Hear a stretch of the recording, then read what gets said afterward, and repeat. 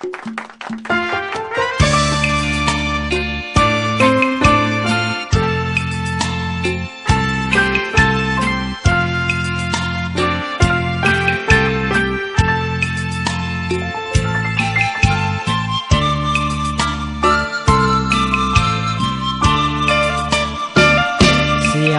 กห้องมาอายอยู่แนวหน้าเป็นห่วงหลังเสียงฟ้าห้องดังอาหารนั่งคิดถึงแฟนอายเป็นทหารมาประจำการอยู่สายแดนรักษาเขตที่ห่วงแหน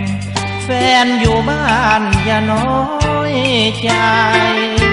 คิดฮอดทางบ้านโทรมาประสานถามข่าวเป็นใดน้องสาวโทรถามข่าวด้วยความห่วงใยอายอยู่สายแดนบ่ได้ขาดแคลนอันใด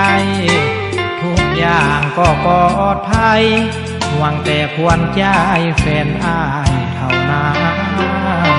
สายลมพัดไทยอยู่ดงพงไพใจอายห่วงหา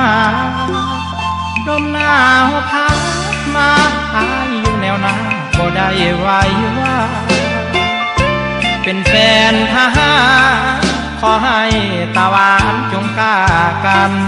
เพื่อชาติลาวเฮานั้นจอมควรต้องรอเวลาเฮ็ดตามคำสั่งอายจะระวังทั้งผัวและสายฟังคำเจ้า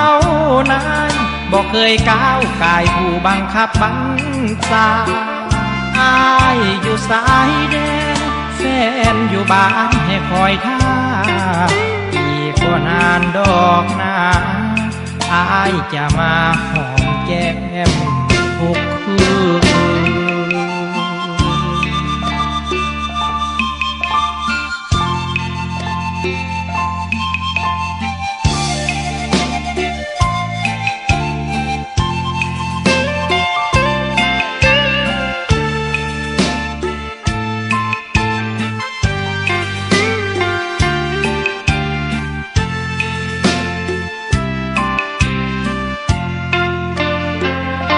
สายลมพัดไทยอยู่ดงพงไพใจอายห่วงหาลมหนาวพัดมาอายอยู่แนวหน้าบ่ได้ไหวว่าเป็นแฟนทหารขอให้ตะวันจงกล้ากันเพื่อชาติลาวเฮานั้นยอมควรต้องรอเวลาเฮ็ดตามคำสั่ง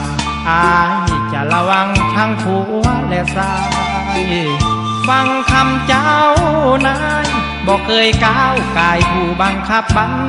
ชาอายอยู่สายแดนแฟนอยู่บ้านให้คอยท่าอีกก็นานดอกนาอายจะมาหอ